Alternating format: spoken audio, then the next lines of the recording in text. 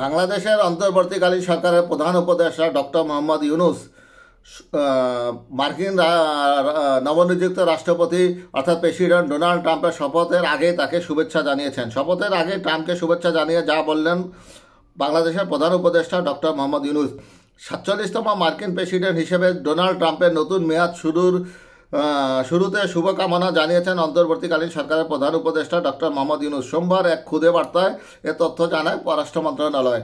পররাষ্ট্র মন্ত্রণালয় জানায়, ডোনাল্ড ট্রাম্প মার্কিন যুক্তরাষ্ট্রের প্রেসিডেন্ট নির্বাচিত হওয়ায় প্রধান উপদেষ্টা তাকে শুভেচ্ছা বার্তা প্রেরণ করেছিলেন। সেই বার্তায় প্রধান উপদেষ্টা দৃঢ় বিশ্বাস ব্যক্ত করেছিলেন যে দুই দেশের মধ্যে সহযোগিতার নতুন ক্ষেত্র উন্মোচনের জন্য দুই দেশ কাজ করবে।